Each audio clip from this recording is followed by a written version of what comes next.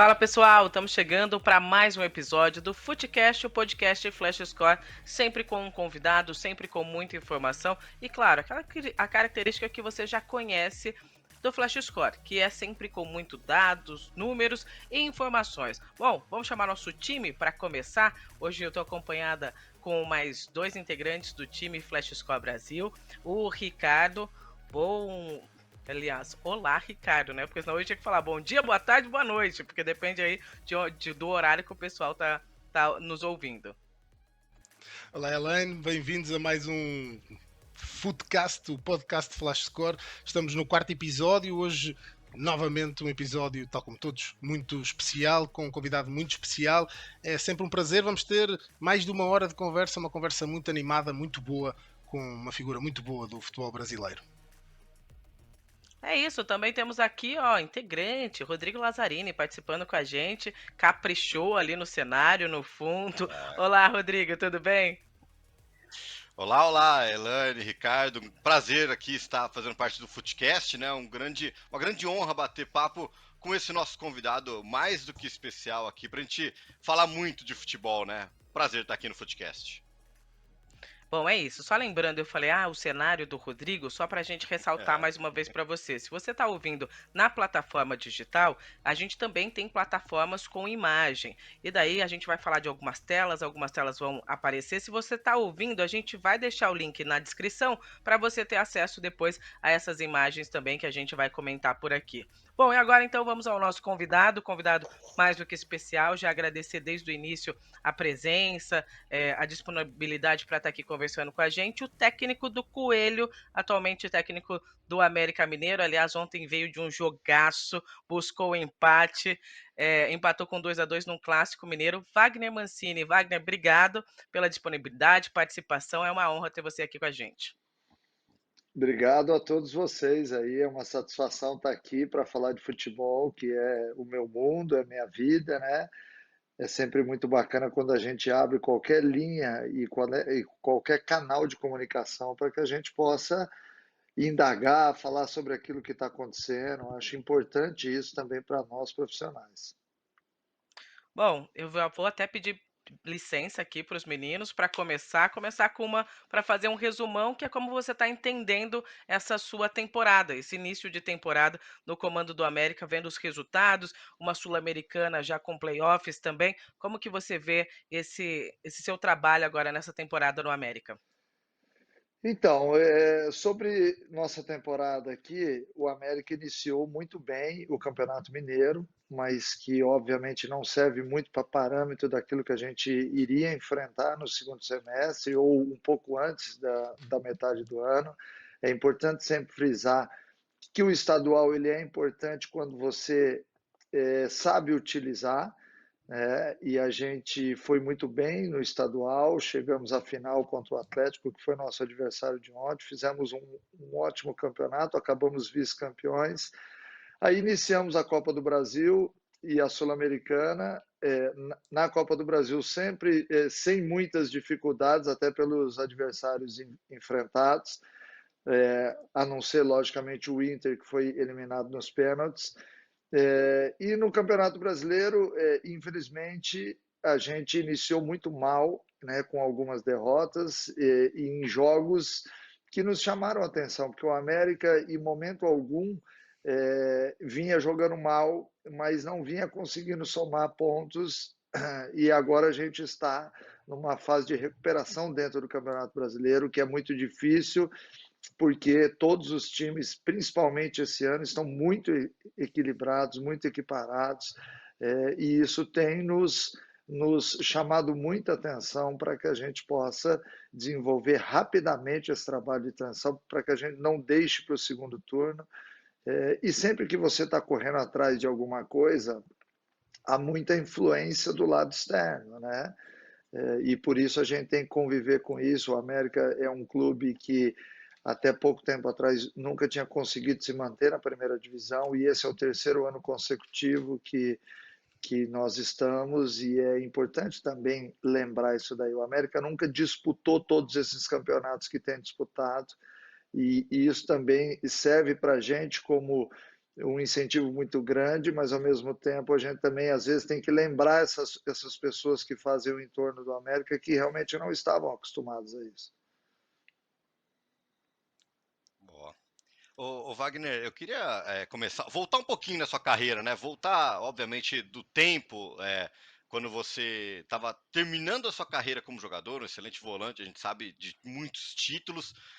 Aquela transição entre o São Carlense, acho que como você teve a primeira oportunidade como um técnico, e depois você acaba, acho que a sua carreira no Paulista, vira treinador e logo depois já conquista uma Copa do Brasil. Eu queria que você falasse também um pouquinho se a gente voltasse na sua carreira, né, para a gente ter esse momento de transição, como que foi essa chegada? Como você realmente falou, ó, agora eu vou parar, vou pendurar a chuteira e vou pegar a prancheta aqui? Então, na verdade, tem algumas informações na internet que eu até já tentei entrar para mudar, mas acabei desistindo, porque na São Carlense eu não assumi como treinador. Eu fui como jogador, tive uma fratura no antebraço, e como o Giba, que havia jogado comigo, o falecido e saudoso Giba, assumiu a equipe, eu ajudava o Giba, mas em momento algum pensando em ser técnico de futebol naquela oportunidade.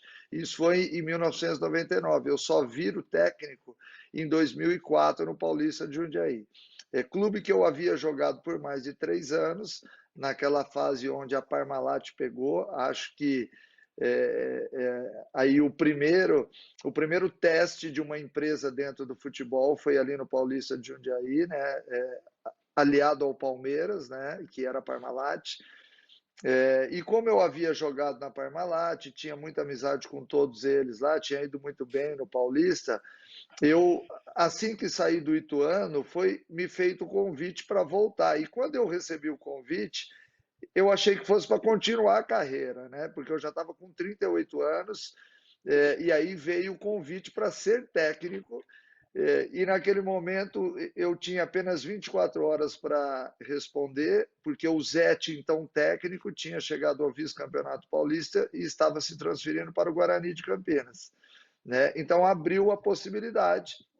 E eu acabei pensando, em função muito da idade, de tudo que eu havia construído em Jundiaí, eu acabei aceitando.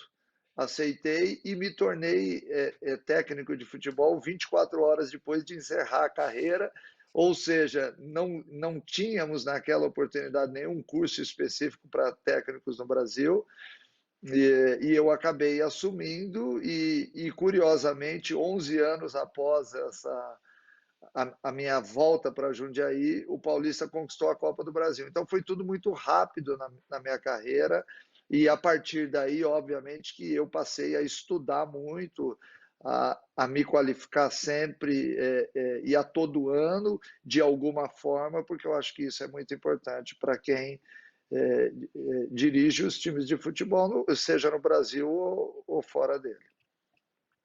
Wagner, a minha pergunta ia precisamente por aí. Como é que essa transição tão rápida, como é que depois você se foi adaptando? Aproveitava as pausas todas para estudar? Foi ao estrangeiro? Como é que foi construindo essa sua formação de técnico? Porque uma coisa é jogar futebol, outra coisa é orientar um time de futebol, não é?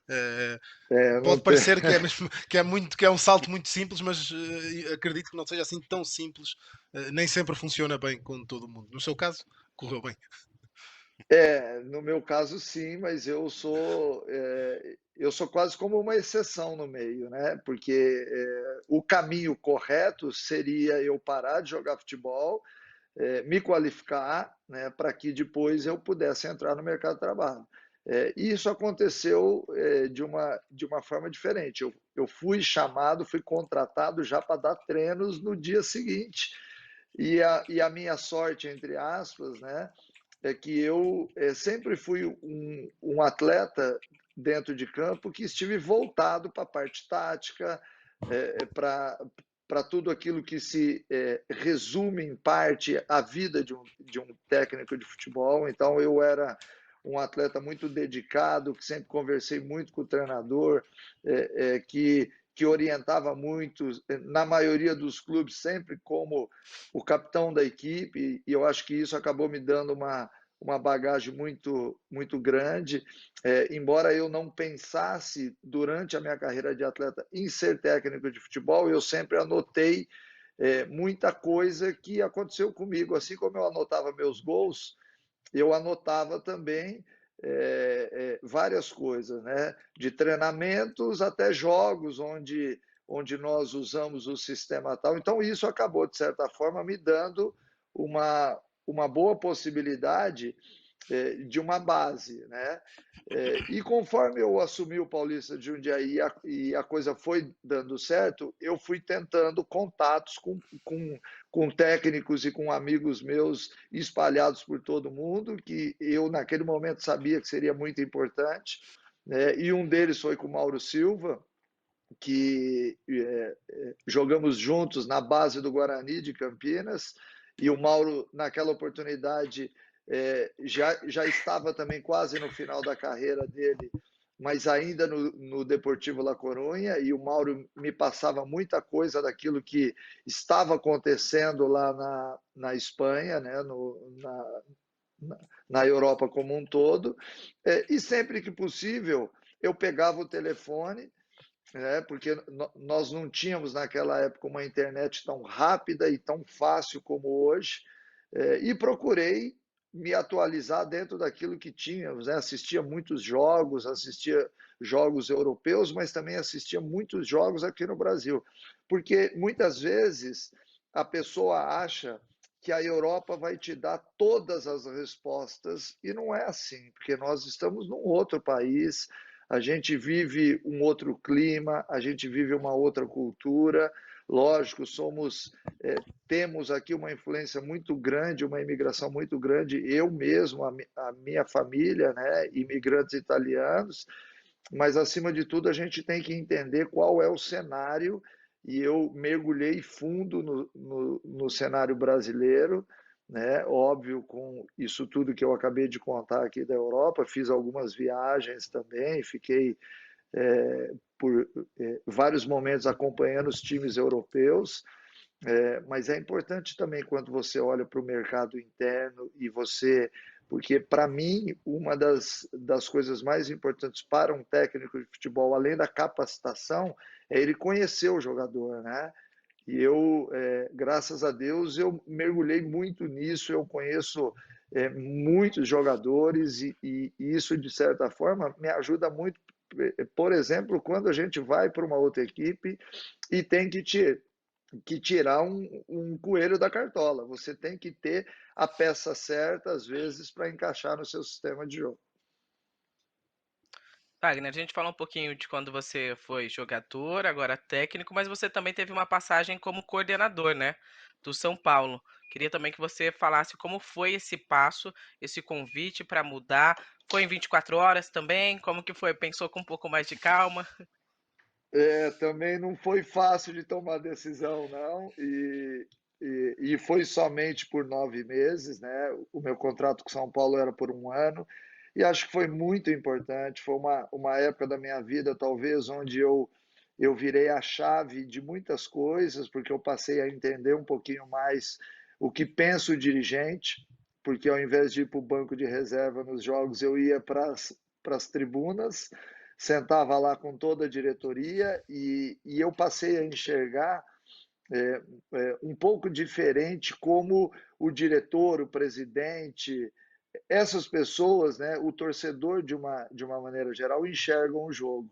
Então há um mundo muito diferente para quem vai para dentro do campo e quem vai para fora. Embora a gente conviva diariamente com todos eles, são poucos aqueles dirigentes que conseguem realmente entender o jogo como a pessoa que está lá embaixo. Então foi muito importante para mim esse período. Acho que foi um período de muito aprendizado, um período onde eu, além de ter tempo para outras coisas, por exemplo, para me capacitar ainda mais, e eu usei esse tempo também para isso, mas eu acho que o mais importante foi fazer o elo entre o treinador na época e a diretoria, porque havia naquela oportunidade algumas indagações sobre como a equipe jogava, por que jogava daquele jeito, por que atacava assim, por que defendia daquela forma, e eu era um representante da comissão técnica, né?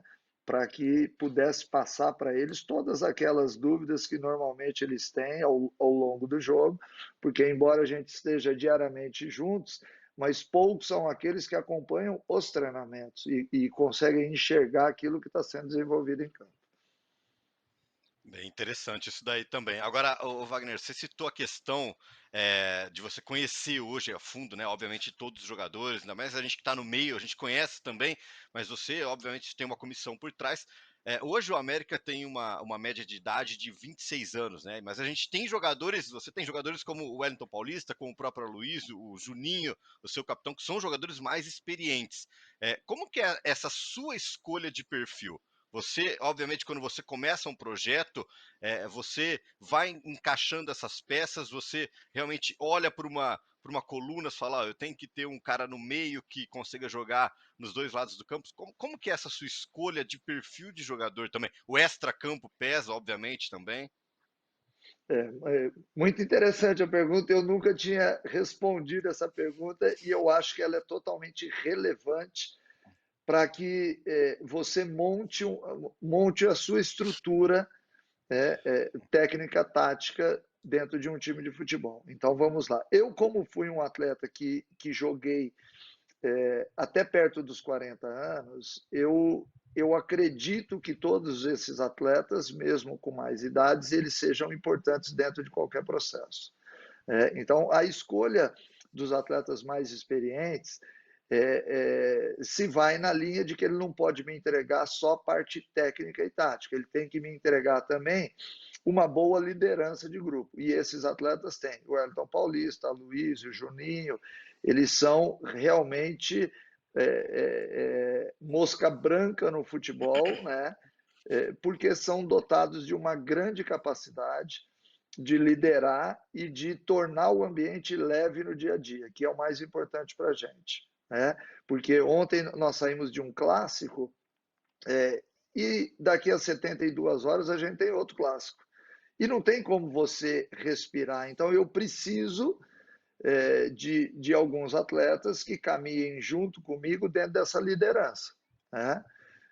Então a escolha de alguns atletas assim tem um porquê. Né?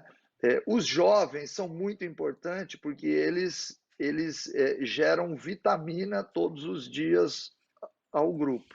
Eu gosto de times intensos, que marquem alto, que joguem futebol, que sejam ofensivos, mas para isso eu preciso ter o perfil do jogador apropriado. Quando eu não tenho, e em algumas equipes eu não tinha, eu jogo de maneira diferente, porque eu acho que está aí a grande lição que um técnico de futebol pode passar. Ele não pode jogar só de uma forma, ele tem que ter mudança de sistema, ele tem que ter mudança de marcações, de estratégia, né? E aí é que você abre o leque e descarta a carta que todo mundo quer ver.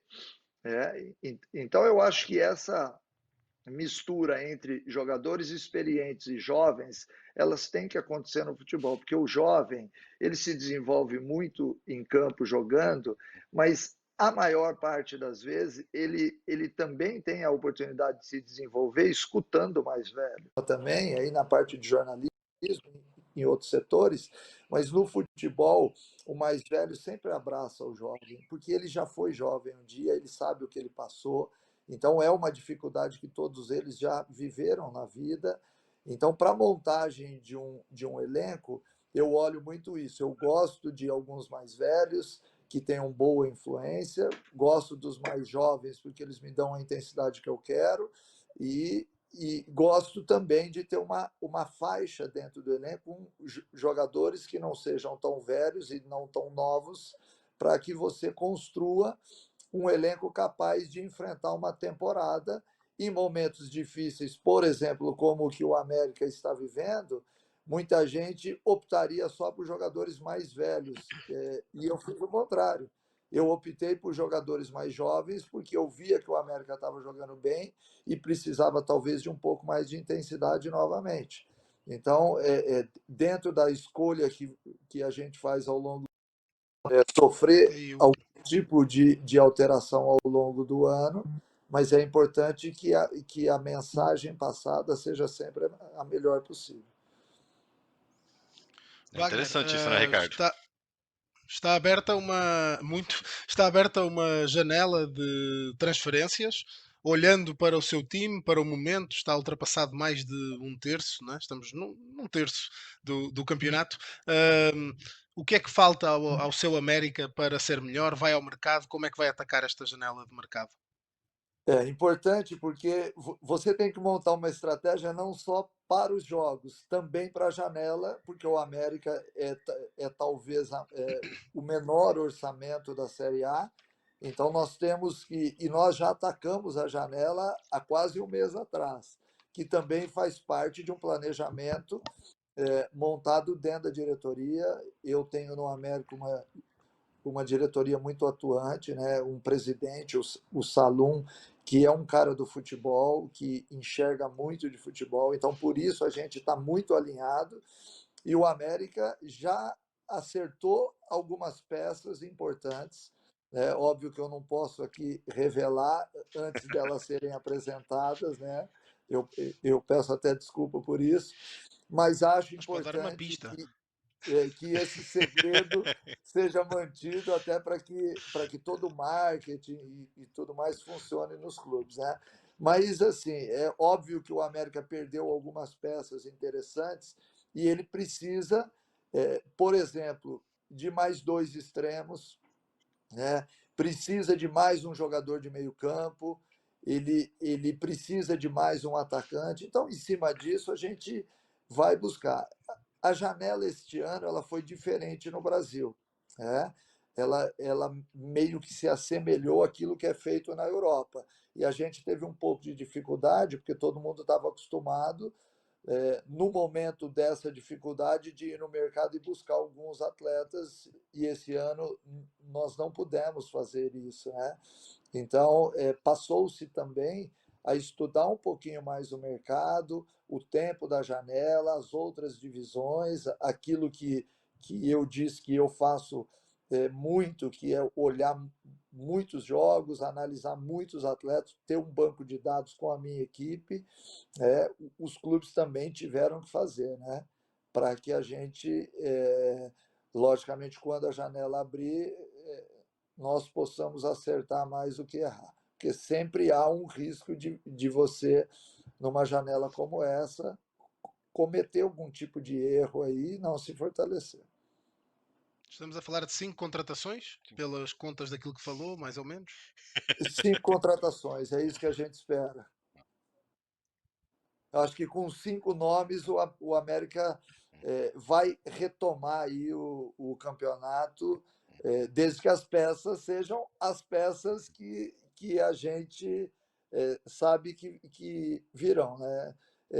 Neste momento, é óbvio que quando a gente fala de reforços, a gente realmente quer se reforçar, porque às vezes você ir ao mercado e contratar por contratar, eu acho que não adianta, ainda mais para o América, que é um clube que luta arduamente para se manter na primeira divisão, né? Mas os atletas que foram contactados e que já estão contratados são atletas com certeza que vão nos ajudar. A gente vê a tabela também, o América está ali na penúltima colocação, mas a gente falou, 13ª rodada, né? Tem muita coisa ainda para acontecer e essa janela. Bom, nem vou insistir nos nomes, que eu acho que já ficou claro que o Mancini não, não vai soltar tão fácil assim.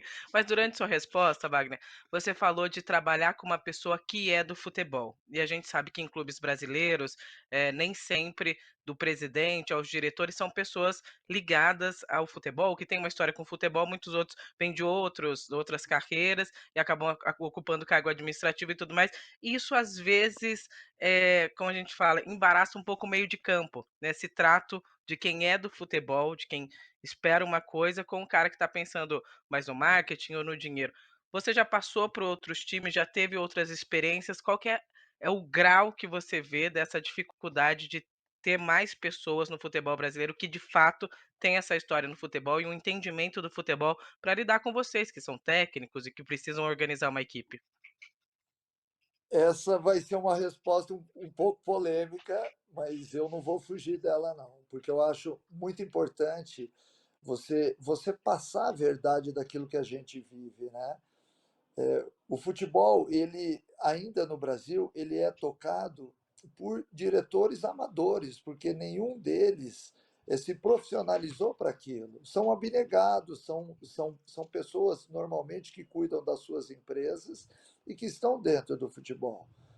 E eu não estou aqui de maneira alguma desqualificando ninguém, muito pelo contrário, são abnegados, são pessoas que realmente lutam para estar ali no dia a dia, muitas vezes se afastam da família, dos amigos, para viver o dia a dia do futebol. Mas é óbvio que nós estamos falando de um esporte profissional, né, com atletas profissionais, com pessoas de outros cargos, e hoje no futebol nós temos mais de 50 profissões que estão inseridas dentro de uma estrutura de futebol, e às vezes a gente se depara com dirigentes despreparados, essa é a verdade. Despreparados para assunto futebol.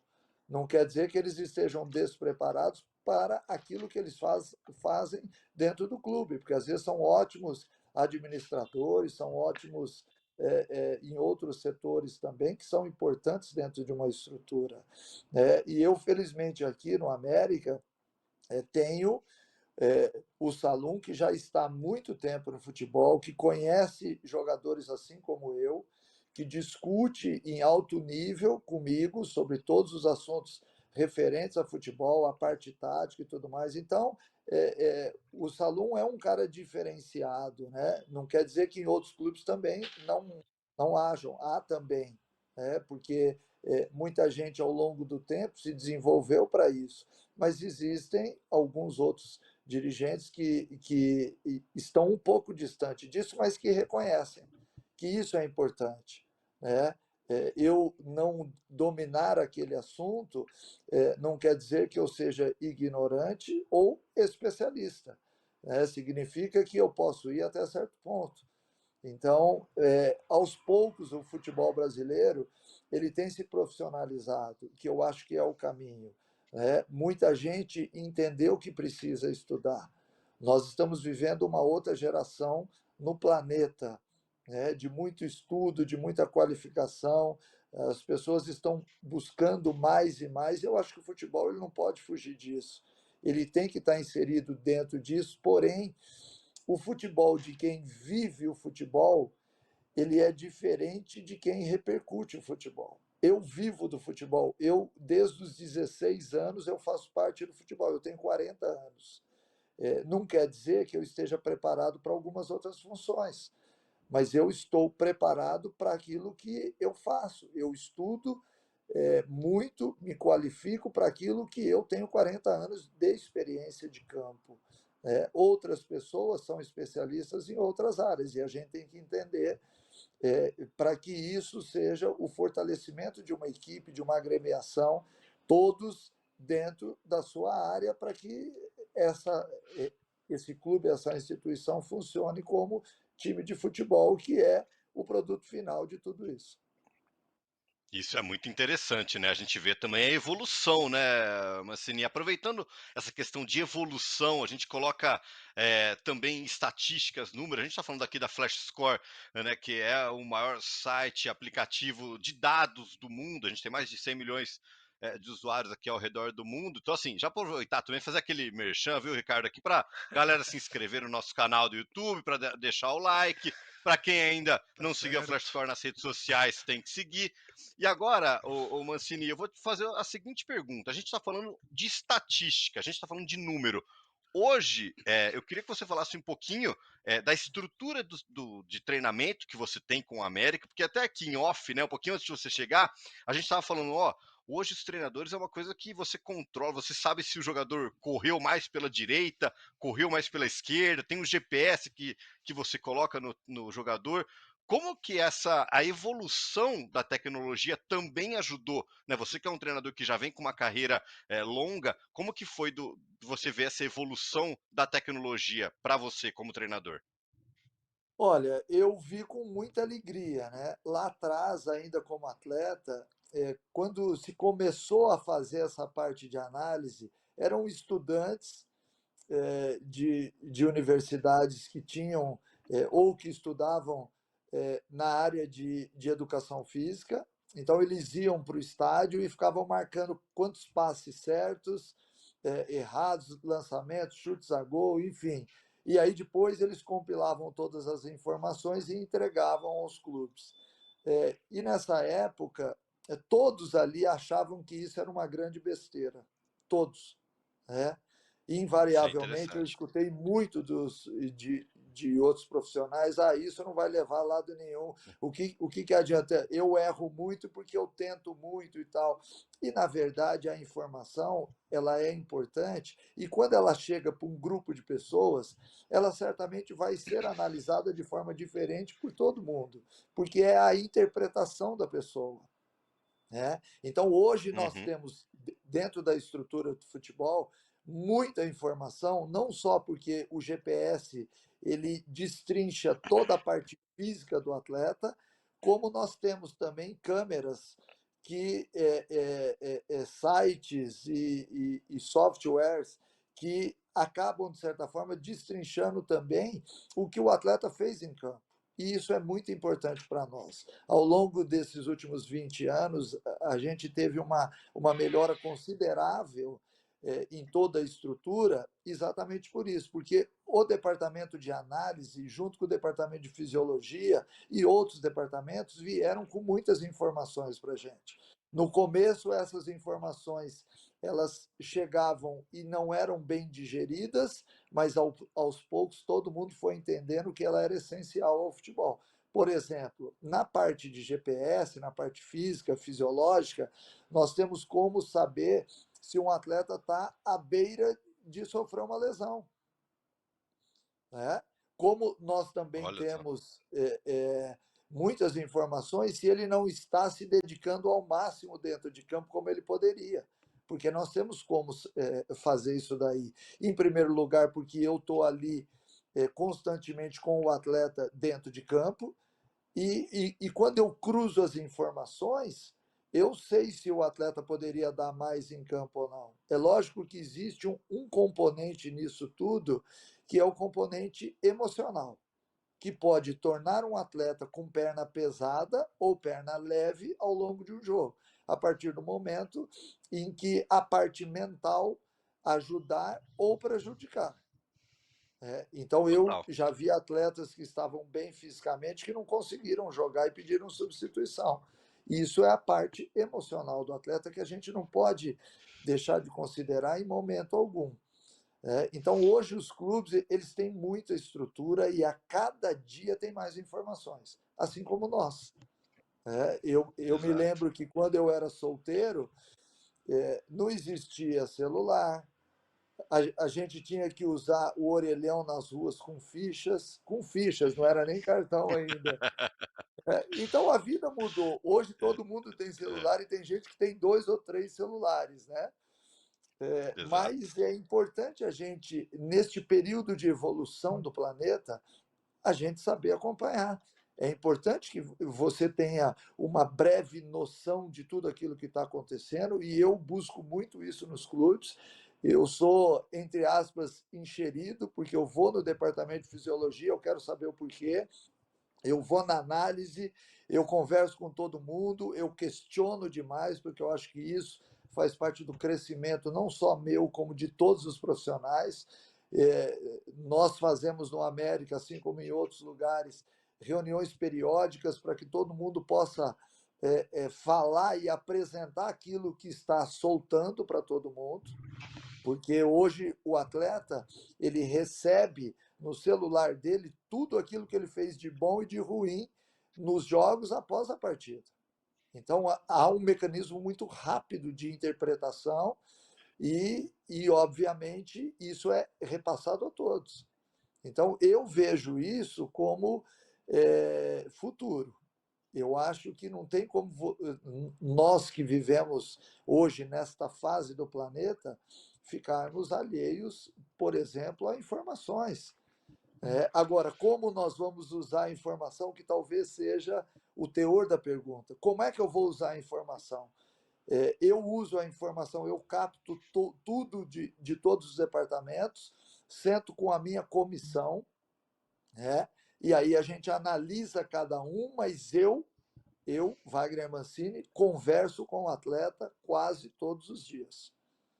Eu sou muito do diálogo porque eu quero saber aquilo que está passando na cabeça do atleta.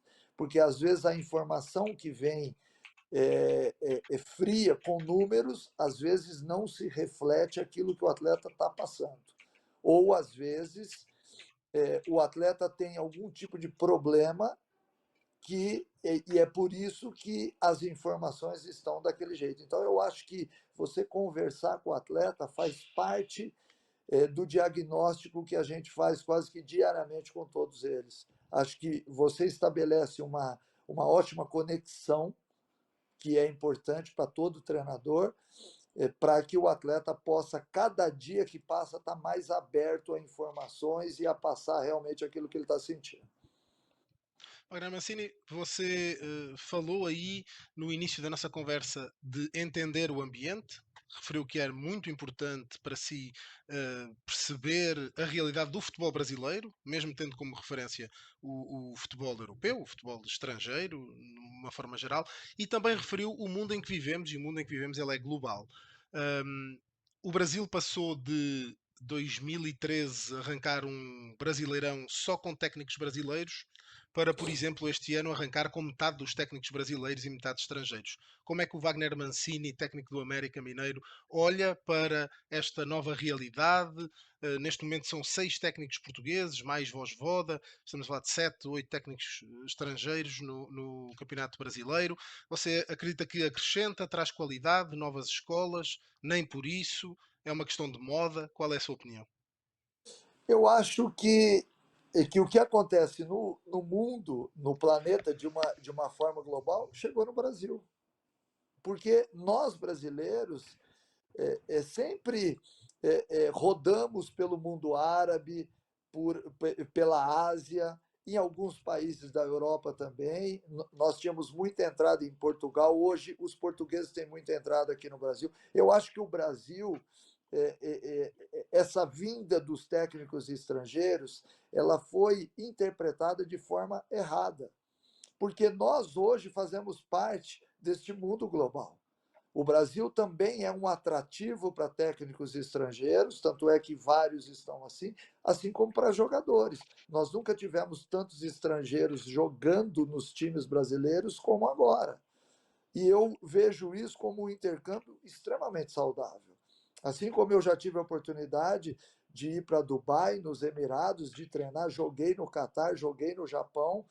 É, esses atletas, até porque o mundo dá a impressão que ficou um pouco menor, porque hoje nós temos acesso a qualquer lugar do planeta, também estão descobrindo o Brasil. E aliado a isso, algumas empresas que estão chegando ao Brasil para SAFs que foram montadas, elas também têm uma estrutura montada lá fora, com confiança em técnicos de lá, o que é perfeitamente normal.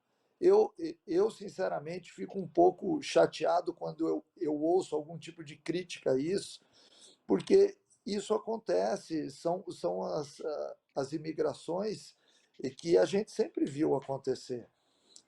E esses técnicos que estão aqui, alguns não deram certo, outros estão dando certo, assim como em outros lugares do Brasil, do mundo, desculpe, assim como em outros lugares do mundo, porque o futebol é extremamente dinâmico. Existe a cultura de cada lugar, então aquele profissional que entender bem a cultura, ele certamente ele tem uma grande chance de ter êxito, porque quando a gente muda de um estado para outro aqui no Brasil, a gente também encontra um ambiente às vezes diferente, de uma cultura diferente, quase que um idioma um pouco diferente, que se falar rápido a gente mesmo não entende, você demora um tempo para começar a entender tudo aquilo que está acontecendo.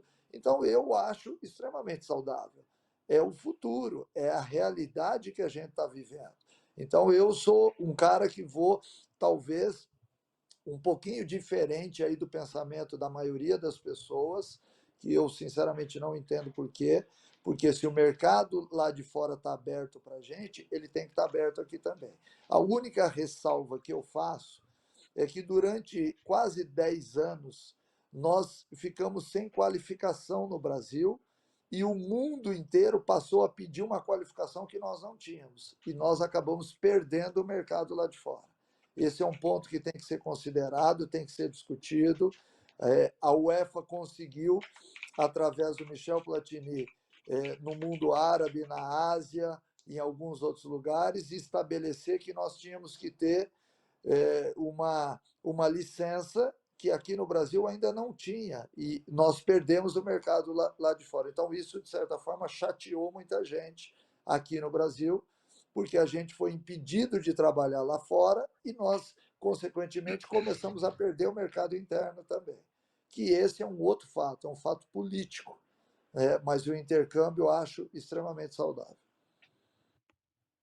Tá, vamos então acho que emendar um pouquinho, falar desse intercâmbio, já que você falou, teve fora, tem toda uma questão que você já colocou pra gente, que a cultura muda, tudo isso, mas uma coisa que a gente sempre costuma falar é que a linguagem do futebol é universal. É universal mesmo? Como é treinar um time com uma cultura tão diferente, ter essa troca com os jogadores, enfim, e de fato responder ao clube, que não é a mesma situação que responder ao clube no Brasil, que você já estava mais acostumado e tudo mais.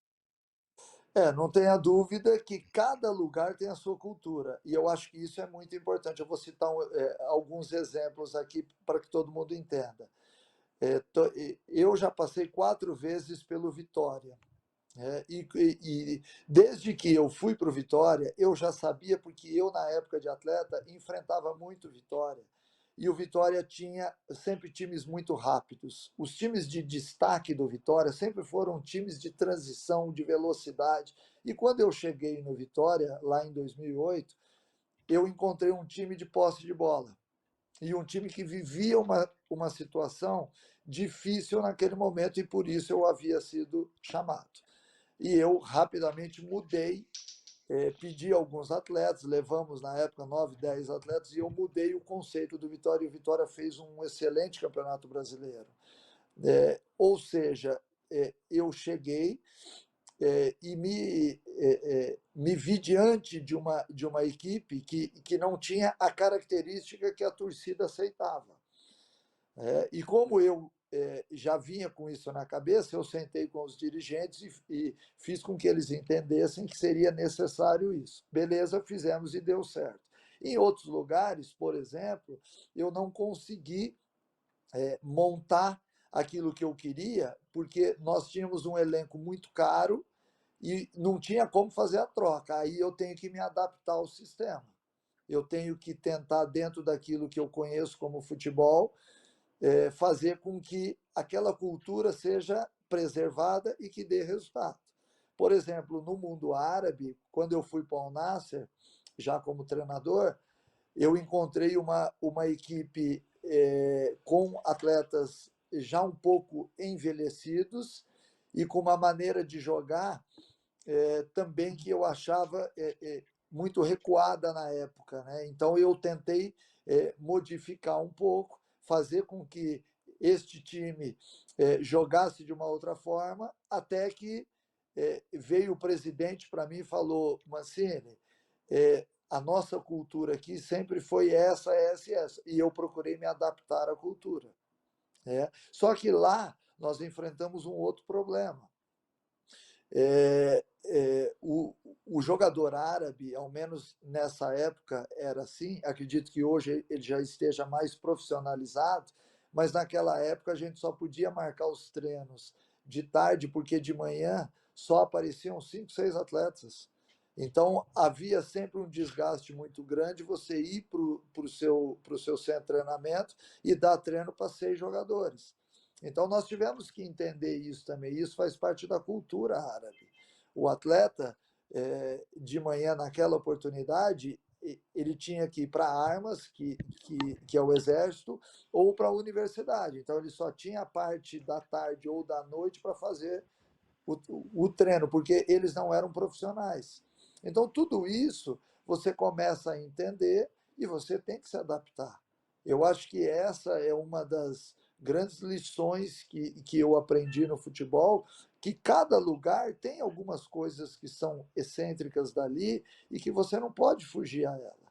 Porque se você fugir, você começa, entre aspas, não a ofender, mas a tocar em alguns pontos que as pessoas não gostam, porque ali naquele lugar as coisas funcionam dessa forma. E a gente tem que estar atento a isso para, logicamente, acertar mais do que errar. Acho que é muito cultural isso, né, também que você traz, né, Mancini? Vamos continuar um pouquinho só nesse mundo árabe antes da gente voltar para o América, mas essa questão da sua passagem pelo Al Nassr em Dubai, você foi em 2006, né? Então faz assim, a gente está falando de quase 2 décadas, né? Você explorando esse mundo 2007. árabe. 2007, então quase 15 anos aí onde você explorou esse mundo árabe que no ano que você foi era pouco falado ali aquele mercado. Como que você também se adaptou a essa questão cultural e como que você está vendo esse movimento agora sim de grandes astros indo para lá, né? Como o caso do Cristiano Ronaldo, a gente está falando de grandes jogadores. Então, eu já tinha tido uma oportunidade no Catar como jogador, eu tinha 20 anos, era atleta do Guarani, e aí eu fui convidado para ir jogar no Catar, eu e um outro jogador do Guarani, e acabei indo, né? Fiquei lá 8 meses, então eu já conhecia um pouco da cultura, daquilo que eu iria enfrentar. A minha ida para o Al Nassr, ela, na verdade, foi vendido um contrato de 2 anos, e quando eu cheguei lá, eu me deparei com um time que estava na zona de rebaixamento, que faltavam 4 rodadas e que tinham que ganhar 2 jogos para não cair. E o Al Nassr nunca tinha caído de divisão. E aí eu estava no hotel, né? Eu havia recém saído do Paulista de Jundiaí depois de um longo trabalho de 3 anos, e de repente eu estou ali no hotel, chegam os dirigentes árabes e aí eles me fazem a proposta: ó, nós te pagamos tanto para você tirar o time do rebaixamento. Falei, ué, mas onde está o contrato de 2 anos que me foi oferecido? Não, se você não deixar o time cair, a gente faz o contrato de 2 anos. Aí eu já estava lá mesmo, falei, eu aceito o desafio. E fui ver, e eram 12 times, e a gente enfrentava o primeiro, o terceiro, o quinto e o oitavo. E aí o primeiro jogo era contra o líder do campeonato, fora de casa, enfim. São nessas horas que você descobre que Deus existe, né? Realmente. Não que a gente duvide disso, mas enfim, nós fomos lá e ganhamos de 3-0 do líder do campeonato, voltamos em casa e ganhamos de 2-1 do terceiro, e já livramos o time, e aí eu pude fazer um contrato, né, um pouco mais longo, pude levar minha equipe de trabalho, enfim. Mas por que eu estou contando isso? Porque é uma cultura diferente da nossa, e a gente tem que se adaptar. Eu não posso ir na sua casa, Rodrigo, ou de qualquer um de vocês, e querer impor as minhas regras, né? Lá existem regras, porque pelas quais a gente tem que respeitar de uma maneira muito íntegra, né? Então, ao longo do meu processo no Al Nassr, logo acabou o campeonato, eu retornei ao Brasil, voltamos com algumas contratações já para um trabalho mais longo que foi interrompido na época para minha volta ao Grêmio. O Grêmio foi lá, me fez o convite, pagou a minha multa rescisória e eu acabei retornando. Mas, enfim, acho que é importante quando você reconhece a cultura, porque ela está enraizada dentro da gente. Se algum estrangeiro chegar aqui no Brasil e quiser fazer alguma coisa que, entre aspas, nos ofenda, nós não vamos gostar. Então, nós temos que entender isso também lá fora. E pela minha primeira passagem no Catar, eu já tinha uma boa noção de como são os árabes, e acho que a tendência agora é que o futebol árabe, após a Copa do Mundo no Catar, ele se desenvolva muito. A Arábia Saudita já tem um futebol muito interessante, é o país mais desenvolvido lá no mundo árabe nesse esporte. E eu tenho certeza que o Catar e os Emirados vão seguir os mesmos passos e a gente vai passar a considerar também esses países como importantes e fundamentais dentro do crescimento do futebol no mundo. Bom, então já vamos emendar, né? Falamos de estrangeiro, vamos chamar a vinheta aí, porque a gente vai falar de quem está chegando no Brasil, aliás, quem está indo pelo mundo, que são os técnicos portugueses.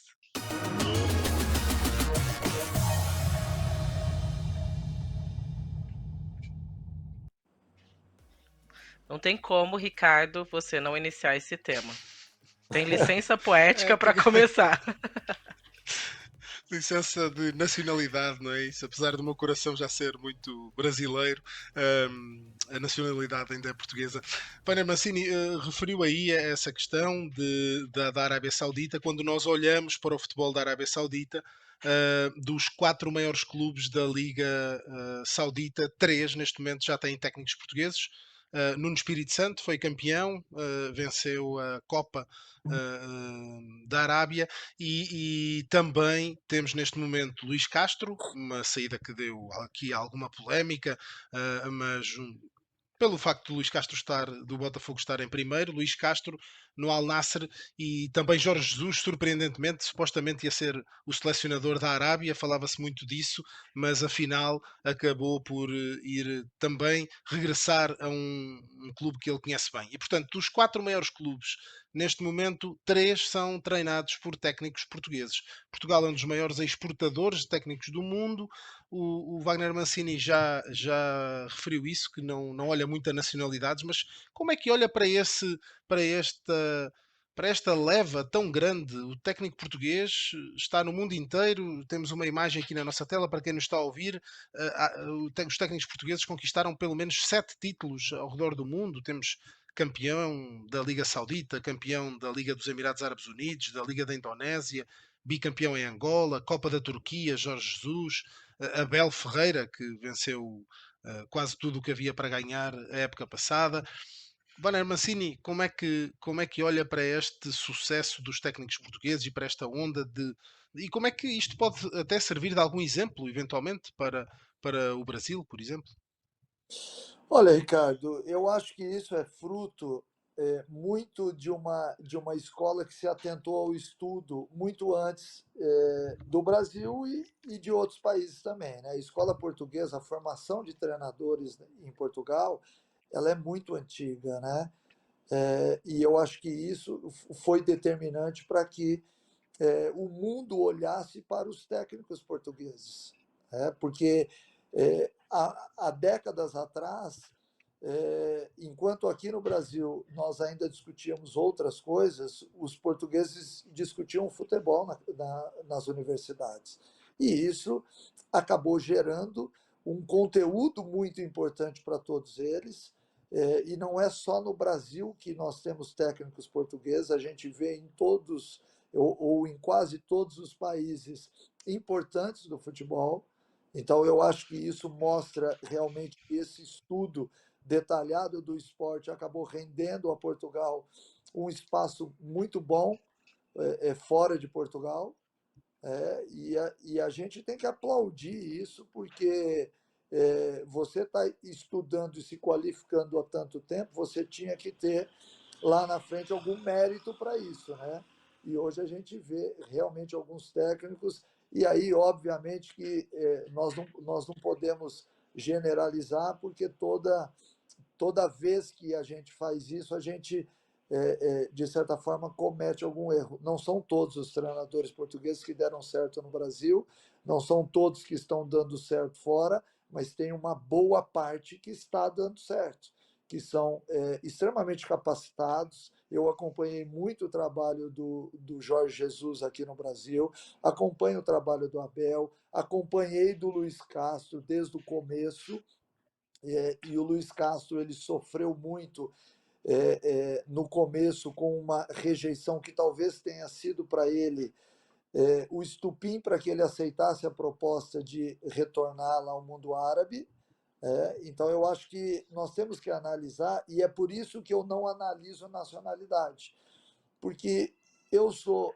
brasileiro, mas sou descendente de italianos. Eu tenho passaporte italiano. Eu poderia ir para as entrevistas falando que eu sou italiano também.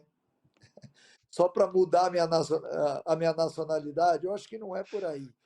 Eu acho que eu não tenho culpa ou preferi ou escolhi ter nascido no Brasil, assim como em Portugal ou em qualquer lugar do mundo. Eu enxergo o profissional como uma pessoa, um ser humano, independente de onde ele nasceu.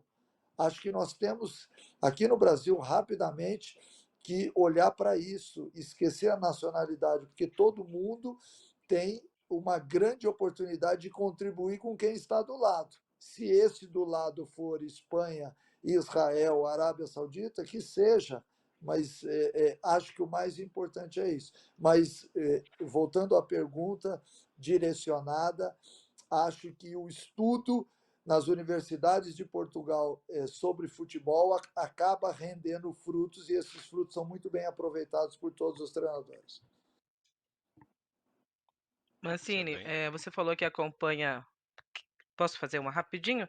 Acompanha o trabalho aí do Abel, do Jorge Jesus. Eu queria entender se você teve contato com esses técnicos, se tem uma troca. Você se mostrou desde o começo da conversa muito estudioso. Quando era jogador, você falou, ligava para o Mauro, trocava uma ideia. Com esses técnicos que você acompanha o trabalho, que vê os resultados acontecendo, teve já alguma uma troca aí com técnicos portugueses? Não, eu com o Jorge Jesus, há muito tempo atrás, ele me ligou algumas vezes para tirar informações sobre atletas aqui no Brasil. Ele estava em clubes europeus. Este clube específico queria a contratação de jogadores brasileiros, e eu era uma das pessoas que fornecia informações para ele. Isso, logicamente, nos rendeu uma amizade. A partir do momento em que o Evandro Mota, que é meu amigo pessoal, foi para fazer parte da equipe do Jorge Jesus, isso se estreitou.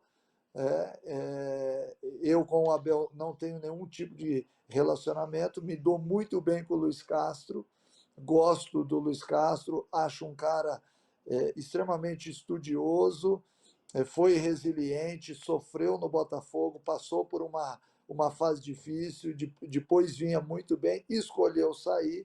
Acho que nenhum de nós, essa é a minha opinião, tá? Não sei a opinião de vocês, mas acho que nenhum de nós pode julgá-lo pela decisão tomada. É uma decisão muito pessoal, a gente não sabe se tem família envolvida, enfim.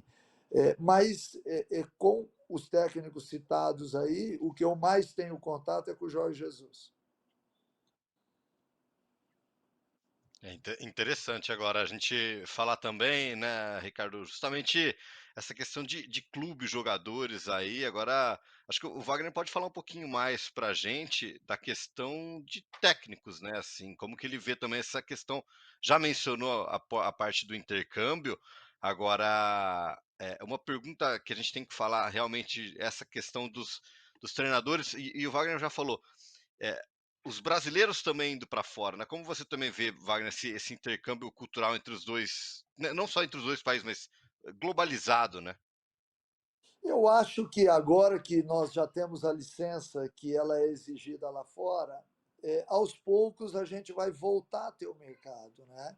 Porque nós desenvolvemos ou ajudamos a desenvolver muitos lugares no mundo onde o futebol ainda era pouco praticado, né?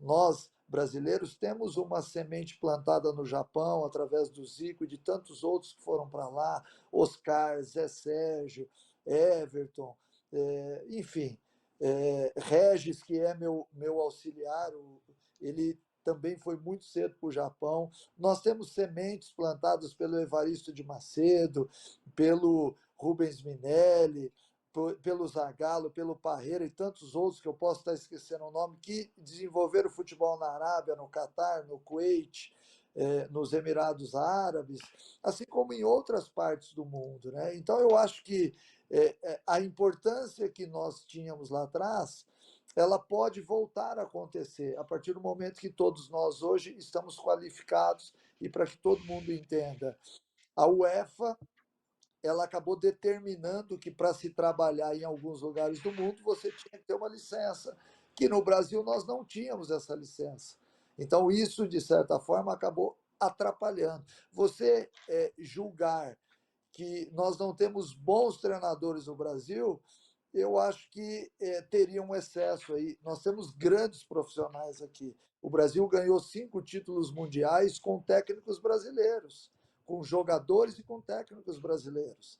A gente não pode, de maneira alguma, descaracterizar isso ou diminuir um futebol que é o mais vencedor do mundo. É óbvio que nós temos bons profissionais, nós temos que aliar esses bons profissionais à qualificação para que todos nós sejamos aceitos no exterior. Porque hoje você ser qualificado é uma exigência das entidades. Então eu acho que é isso que está faltando, mas o mercado do exterior ainda vai receber os brasileiros, aos poucos a gente vai retomar, é um processo, nós ficamos 10, 12 anos de fora, e aos poucos a gente vai mostrar que nós também temos o nosso valor e que acima de tudo, a gente vai reconquistar lugares onde já foram de domínio brasileiro e que hoje tem outras nacionalidades atuando. Wagner tem uma pequena história precisamente ligada à seleção brasileira e até porque se tem discutido muito ter um estrangeiro ou não, que eu já vou perguntar, mas jornalista é mesmo assim. O Wagner referiu há pouco que o Jorge Jesus estava num clube, eu não sei se será o Benfica, por exemplo, e que você lhe recomendou alguns jogadores. Eu gostava de saber algum desses jogadores e qual seria esse clube onde o Jesus estava. Na verdade era o Benfica, né? Os jogadores foram vários jogadores. Ele eventualmente ele me ligava. Eu acho até chato a gente falar sobre jogadores assim. Allan Assim como eu Kardec, por tenho, exemplo. assim como eu tenho jornalistas portugueses que descobriram o meu número e que de vez em quando também me ligam pedindo. Mas enfim, eu acho que essa é uma troca interessante, porque quando a gente está interessado em algum atleta do exterior e recentemente, vocês vão até saber quando a janela abrir agora de quem se trata. Né?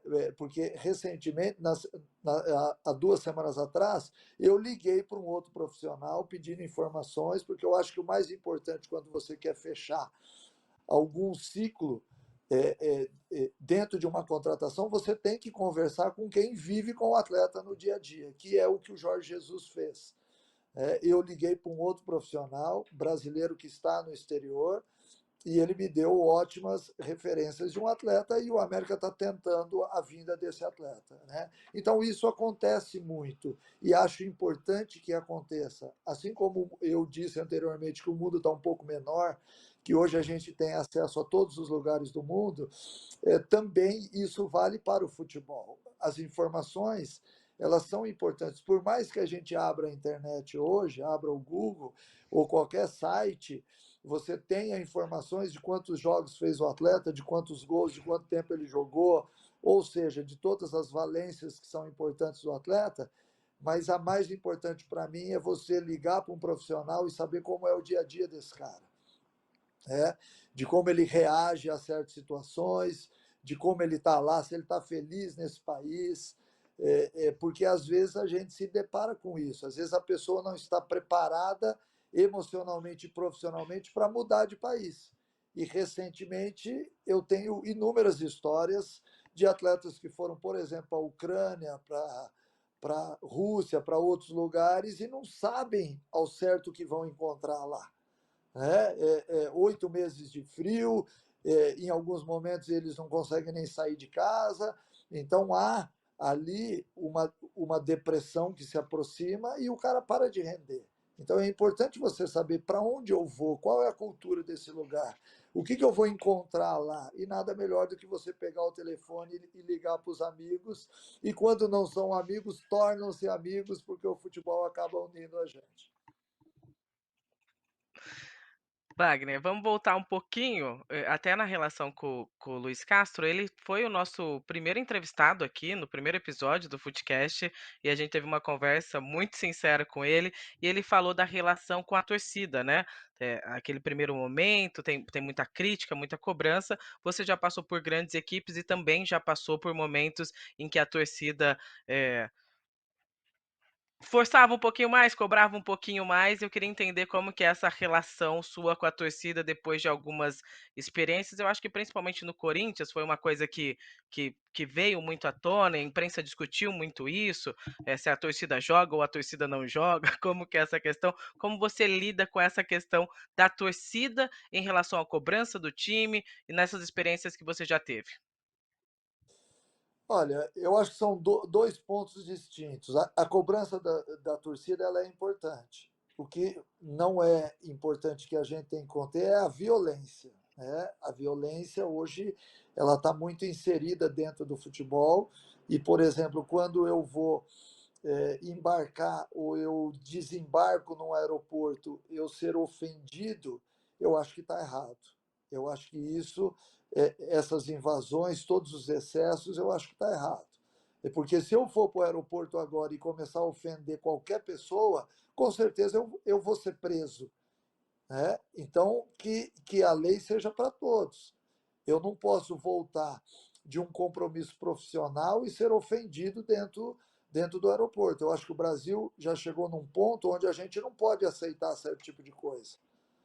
Se nós estamos em outra época e temos que aceitar tudo como as pessoas são, e eu acredito também que esse seja o certo, o modelo correto, você também tem que estender isso. A segurança no futebol hoje ela está afetada.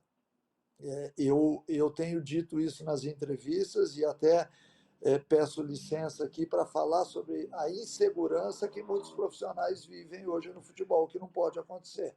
Este é um ponto. O segundo ponto é o poder que a torcida tem dentro do estádio. Por exemplo, a torcida do Corinthians, ela tem como norma não vaiar o clube durante os 90 minutos, o time durante os 90 minutos. Então, ela incentiva o tempo inteiro. Quando ela vai cobrar, ela cobra após o jogo, que eu acho um movimento totalmente coerente. Porque o torcedor ele tem que cobrar mesmo. Se o time não estiver jogando bem, lógico, sem violência, mas ele tem que cobrar, ele está ali para isso. Ele incentiva e ele cobra, beleza. Acho que quando a gente extrapola um pouquinho isso, quando há excessos, é que a gente tem que coibir. A importância do torcedor para um clube de futebol é fundamental, porque se nós não tivéssemos a torcida, o futebol não teria a força que ele tem. Eu comentava recentemente, vendo um jogo nesse final de semana, porque a gente vai para a concentração e assiste o maior número de jogos possíveis, porque certamente ali tem alguma coisa que vai nos chamar a atenção quando a gente enfrentar essas equipes. E eu estava vendo todos os estádios lotados. Dificilmente a gente pega um jogo de Série A ou de Série B no Brasil que o estádio não esteja lotado. Então há uma força muito grande vinda das arquibancadas. A gente tem que canalizar isso como fato positivo e não negativo. Eu já passei por muita coisa no futebol, já saí de camburão, que nem existe mais, já tive que me esconder para não apanhar, já saí exaltado, com o estádio inteiro gritando meu nome, assim como já saí xingado. Isso faz parte do futebol. Isso faz parte, é da cultura do futebol. É óbvio que o quanto mais o tempo passa, mais a gente vê que a torcida tem que se adequar também a um novo modelo de vida. Por exemplo, os times hoje são punidos por cantos homofóbicos. Eu acho que isso também deveria se estender para outras coisas, porque nós não estamos ali para ofender ninguém. O futebol tem que ser um ponto de entretenimento das pessoas. As famílias têm que voltar ao estádio de futebol para que a gente realmente cresça, não só como esporte, mas também cresça dentro de uma sociedade que tende a melhorar a cada dia. Então, eu acho que o papel do torcedor é realmente muito importante. Mancini, vamos voltar agora um pouquinho mais, né? Focar também essa parte do América, falando do seu clube. A gente está falando de um Brasileirão muito competitivo, né? Das 20 equipes, 15 já foram campeãs, né? De 15, de 20 equipes. Agora, a gente sabe que o calendário também é muito apertado. Os próximos jogos do América, você mesmo falou, né? Tem uma sequência em menos de 72, sai de um clássico, vai para o outro. Os próximos jogos a gente está vendo na tela aí, vai enfrentar o Corinthians agora na Copa do Brasil, pega o Coxa depois pelo Brasileirão, depois tem o jogo, né, contra o Colo-Colo, tem a volta da Copa do Brasil, então a gente está vendo aí a tabela dos próximos dias em um espaço minúsculo de tempo. Eu queria fazer uma pergunta que pode caber até duas aí, para a questão meta do América, né? Quando você chegou, você fala: olha, em julho eu quero estar disputando 3 competições, jogando a cada 72 horas. E como que você vê também esse planejamento para o segundo semestre? Porque é um calendário que a gente sabe que é bem puxado, né? Isso já é um tema batido, que a gente fica aqui repetindo, que não existe quase isso, né? É verdade. Você estava falando, eu estava aqui pensando se qualquer pessoa neste Brasil imaginava que essa seria a tabela do América há pouco tempo atrás. Jogar contra o Colo-Colo, o Corinthians na Copa do Brasil, ter vindo ontem de um clássico. Então, tudo no América aconteceu muito rápido, né? O América, óbvio, que está se estruturando a cada dia, mas eu olho a tabela agora, eu até me assustei um pouco, né? Para realmente você estar numa Sul-Americana, já passou de grupo, você está numa Copa do Brasil entre os 8 e você está disputando o Campeonato Brasileiro pelo terceiro ano seguido. Então, isso para o América é um grande feito. Para outras equipes que já estão mais acostumadas a isso, talvez não seja.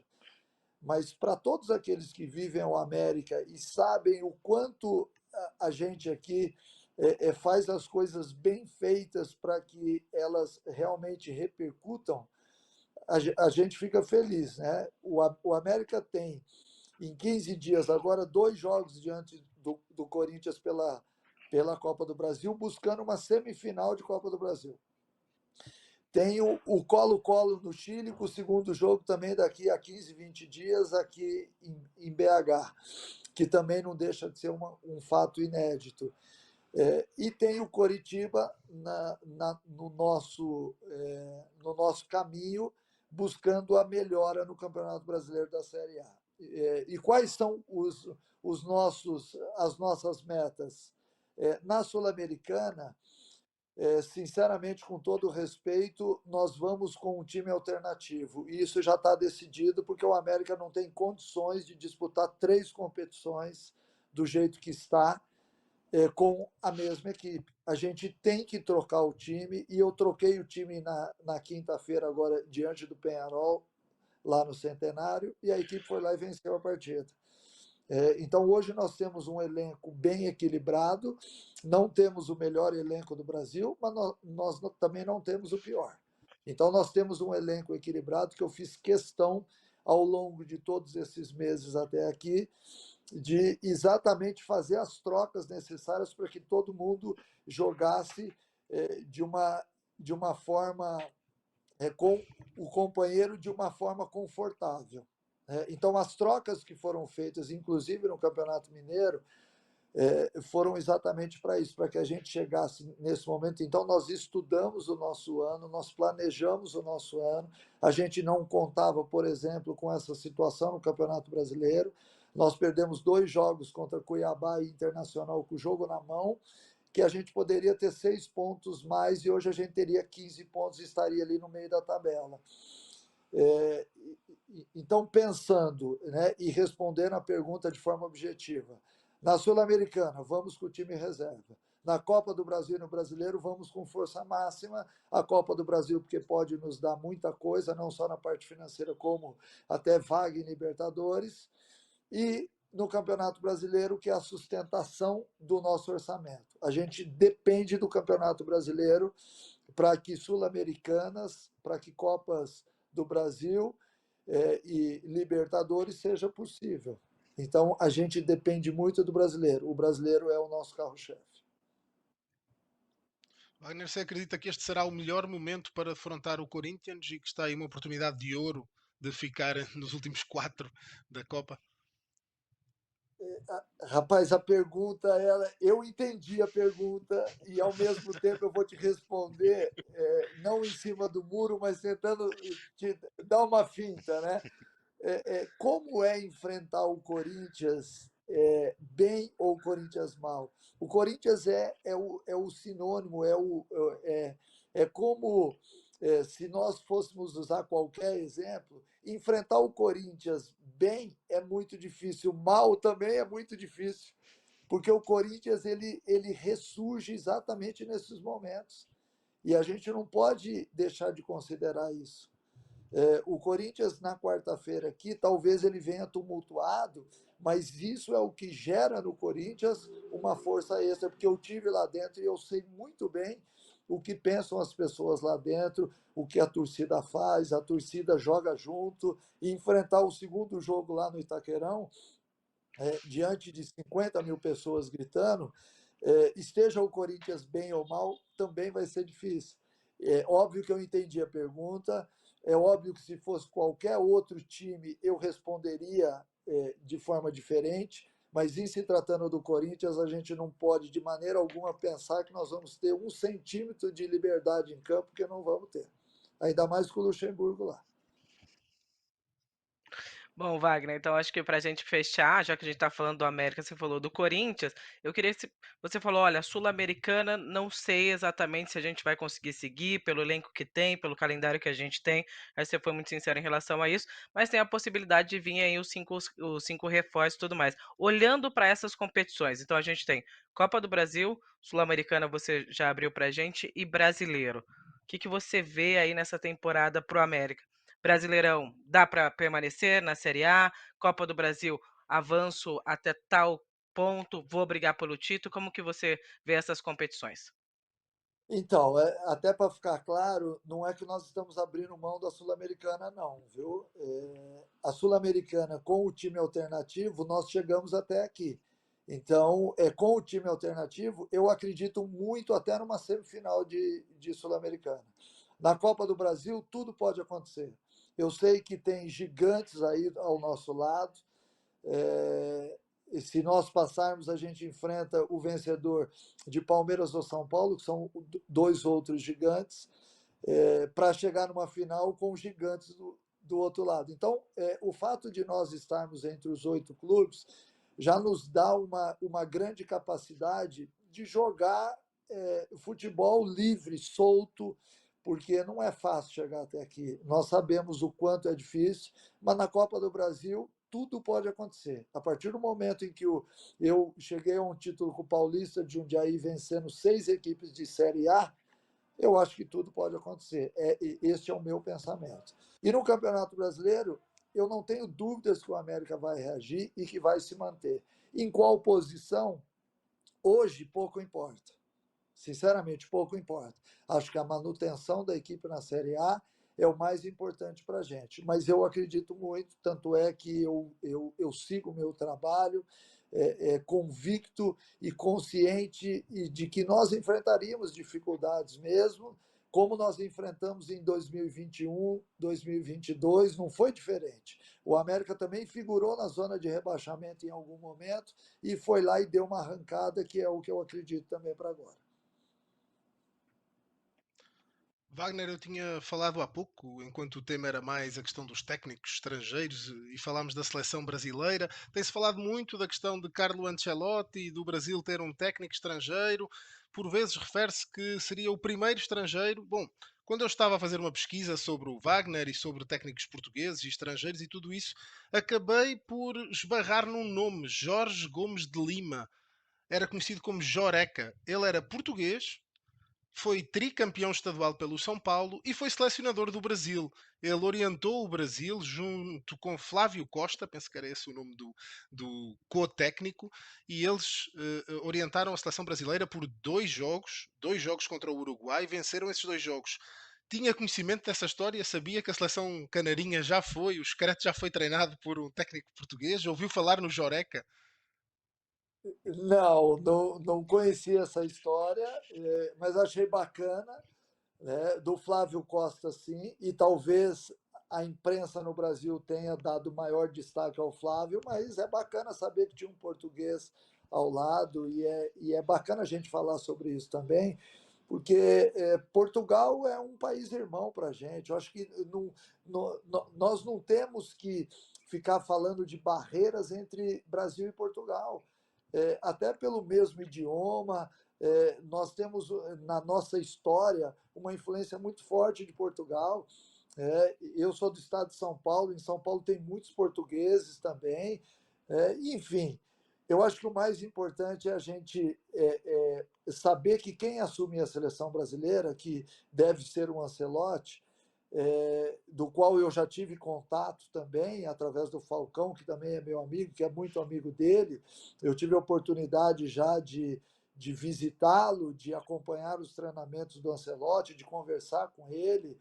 Enfim, acho importante que venha um treinador com a cara da seleção brasileira, independente de onde ele tenha nascido.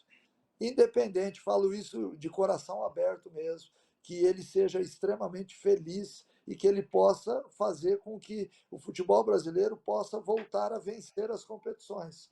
Ponto.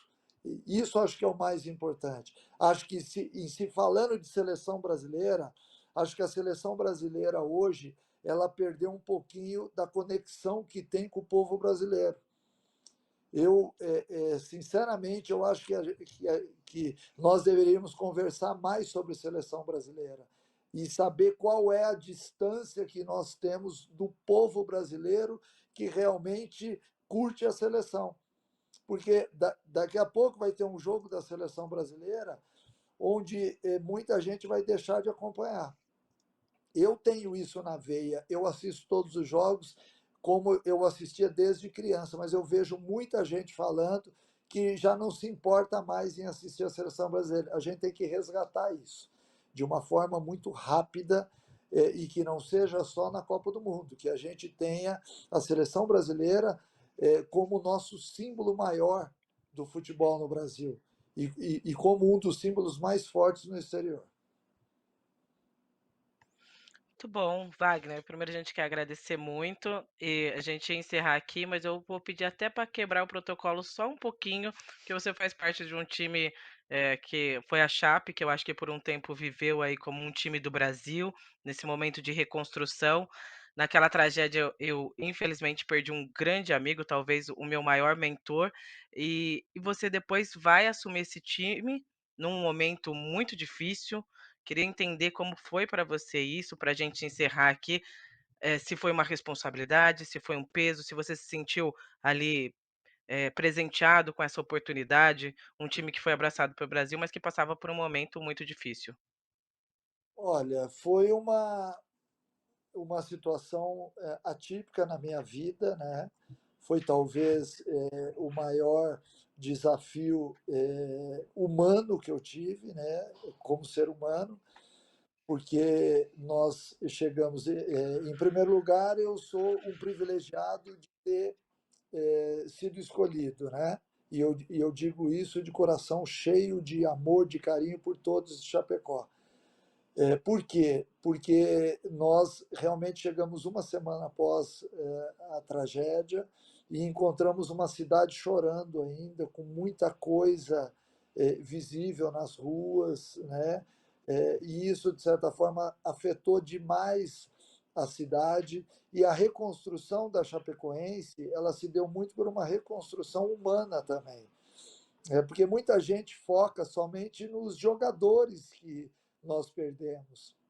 Mas, na verdade mesmo, tinha toda uma estrutura, tinham funcionários, tinham pessoas ligadas à imprensa, tinham jornalistas, tinha muita gente dentro do avião que também devem ser lembrados, não só os atletas, né?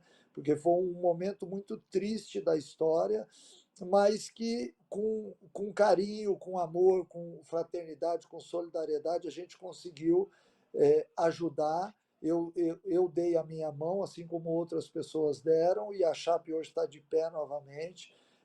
Foi um ano muito difícil para todos nós, porque toda hora a gente tinha que parar aquilo que estava fazendo para que as homenagens com muito direito fossem feitas, né?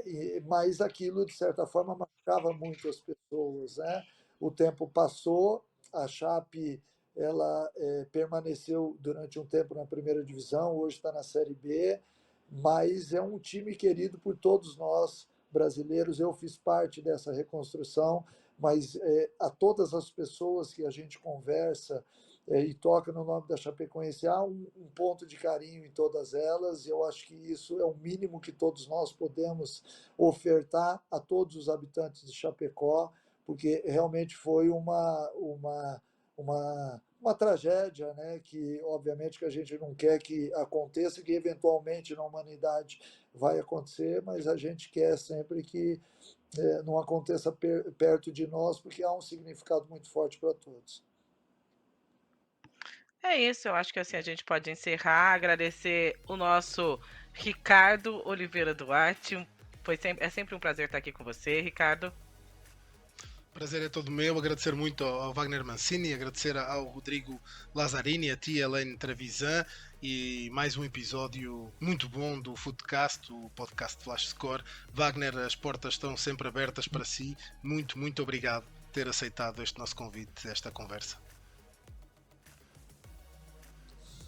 Muito obrigado a vocês, Aline, Ricardo, Rodrigo. Foi muito bacana a gente falar sobre futebol aqui. Eu me sinto muito bem de fazer parte aí do programa. Eu sei que está no início ainda, mas eu desejo muito sucesso a todos vocês e que lá na frente a gente possa voltar aqui em outro momento também. Obrigado a todos. Obrigado também, Rodrigo Lazzarini, compondo o time aqui hoje. Foi um prazer, Rodrigo. Obrigado a todo mundo, obrigado especialmente ao Wagner, né? Como a gente falou aqui, conterrâneo, né? Wagner nasceu também na minha querida Ribeirão Preto, interior de São Paulo ali. Então, um carinho muito especial. Obrigado por ter aceitado o convite e foi sempre um prazer aqui no nosso Footcast, podcast da Flash Score. Obrigado. É isso, obrigado principalmente a você que ficou ligado conosco, com esse time, com o Wagner Mancini, trazendo muito da sua experiência. E não se esqueça, Footcast toda semana, então, Footcast, o podcast da Flash Score. Fique sempre ligado, você é sempre o nosso convidado. Siga a gente nas redes sociais, no Twitter, @FlashScoreBR, no Instagram, @FlashScore.br. E claro, não deixe de baixar aí o aplicativo para ter todas as informações, a maior base de dados do mundo, na palma da sua mão. Tá bom? Até a próxima aqui no Footcast, o podcast Flash Score.